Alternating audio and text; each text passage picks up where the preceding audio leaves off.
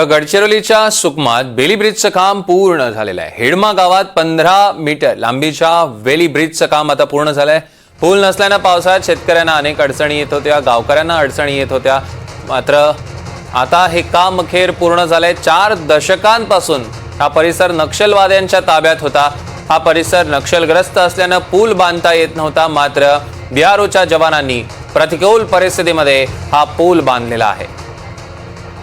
मनीष रक्षमवार आपले प्रतिनिधी आपल्यासोबत जोडले गेलेत। मनीष, काय अपडेट्स आहेत?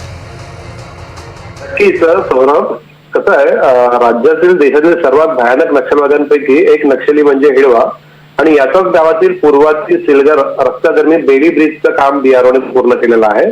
आणि हा जो बीआरओने जो हा पूर्ण केलेला जो पुलाचा जो काम आहे 15 मीटर लांबीचा बेली ब्रिज आहे।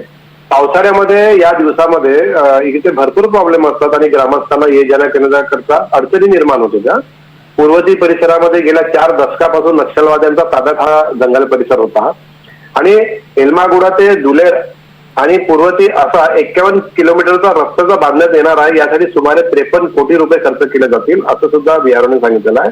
आणि हा परिसर जो आहे तो नक्षलग्रस्त असल्याने पूल बांधता येत नव्हतं, कारण पुलाच्या बांधकामामुळे 10 ते 12 गावातील लोकांना याचा फायदा मिळणार आहे। आणि आपण येत्या काळामध्ये बघत आहोत तर अबू जमाल असू द्या किंवा छत्तीसगड, सुकमा, दंतेवाडा या परिसरामध्ये नक्षल्यांचा वेळोवेळी ज्या कारवाया होतात त्यांच्यामुळे नक्षली कमी होत चालले आहेत। तसंच जसे जसे नक्षली कमी होत चालले तसे सैनिक हे आपल्या सावड्या समोर टाकून ग्रामस्थांची मदत करत आहेत। आपण कालच एक व्हिडिओ बघितला तर त्याच्यामध्ये सुद्धा सैनिक हे आपली कावड करून ग्रामस्थांना आरोग्याच्या दृष्टिकोनातून टेंटमध्ये आरोग्य सुविधा त्यांना पुरवत होते। अशाच पद्धतीने सुकमामध्ये आता सध्या चित्र बघावयास मिळत आहे। सौरभ, निश्चितच मनीष, या संदर्भातले अधिकचे अपडेट्स घेऊ। तुर्तास धन्यवाद।